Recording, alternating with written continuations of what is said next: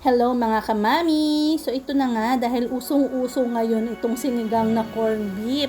So ayan guys, bumili ako ng corned beef, chunky yung pinili ko. So ayan yung mga panghalo ko. Meron ako dyan kangkong, meron akong binili na okra, kamatis, siyempre may gabi. Hindi yan mawawala yung gabi sa sinigang. So meron din akong beef cube. So lagyan ko ng beef cube para lasang-lasa talaga yung pagka-beef niya. Pati yung sinigang mix. Also, yung pandagdag ng lasa, yung sili. So, ayan na.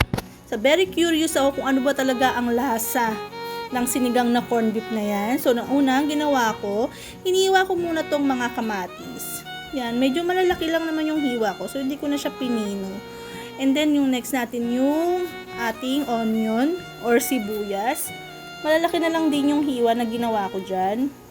Kasi since sinigang naman siya, at kailangan ko lang naman siyang igisa, pandagdag lasa, 'di ba? So, dahil curious talaga ako at gusto kong matikman kung ano ba talagang lasa niyang nagtitrending ngayon or sikat na sinigang na corned beef. So, kailangan gagawa din ako ng version ko. So, ayan na, kamatis at saka sibuyas. So, nag-init na nga ako dyan ng kawali, nilagyan ko ng mantika. Siyempre, kailangan mainit na mainit yung mantika para panggisa ng kamatis at ng sibuyas. So anyway, ganito rin naman yung ginagawa ko pag magsisigang ako. So ayan na yung okra, ayan na rin yung gabi, sinunod ko na siya. So nilagyan ko lang din siya ng 1 pitcher na tubig. So pang sabaw ko, mineral water, syempre gamitin nyo guys, mga kamami, para hindi sasakit ang inyong mga tiyan. So, nilagyan ko ng konting asin, konting bechin, nilagyan ko na rin pala ng konting pepper. So, nung kumukulo pala siya guys, nilagay ko na yung beef cube. So, hindi ko na lang na i-video. Hindi ko na siya nakuhaan. So, ang ini-next natin ilalagay, ayan, nung kumukulo na, nilagay ko na yung kangkong, kasabay nung sili. So, para sabay-sabay na silang lalambot guys. So, natimplahan ko na rin yan, may lasa na rin yan. At masasabi kong ako ay excited ng malasahan at ipatikim sa aking mga anak. So, binuhos ko na nga yung corned beef, yung chunky corned beef yung ginamit ko, yung buo-buo talaga yung kanyang yung baka. So, para at least 'di ba may makain tayong buo or chunky na beef diyan. So, nilagay ko na rin yung sinigang mix.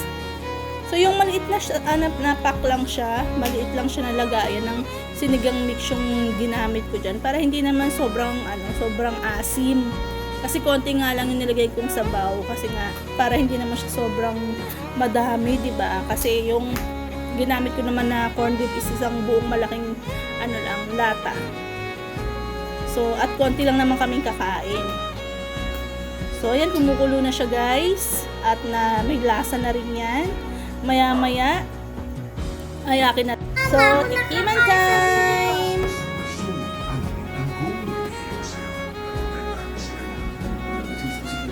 So, tasting time! Sige. Hipan nyo muna. Okay? Ano lasa? Ano? Ha? Tingin. Look. Okay? Approve? Ikaw, anong lasa sa'yo? Sarap. Sure? Hindi nga. Tikman ko nga. Ako nga. Titikin nga. Bumay ako.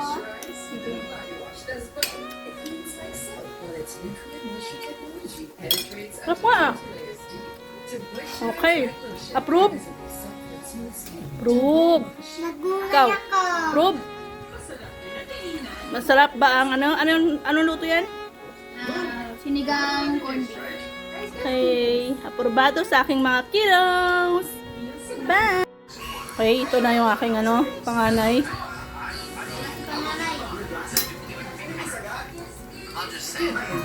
Ang lasa? Sarap? Nag-conduct ng improvement operation Sure. last term na tumingin ang kanyang prayer. And doon sa kanyang pag-store kay Mayor, pag nabayaran na siya ng 30,000 Para siyang sinigang na baka. Yun yung lasa niya. So, napatunayan ko na pwede nga pala talaga lutuin or gawing sinigang ang corned beef. So, ayan siya. gagamitin niyo yung chunky corned beef para buo-buo. Kumain ng gulay, parang strong. Sarap. Okay.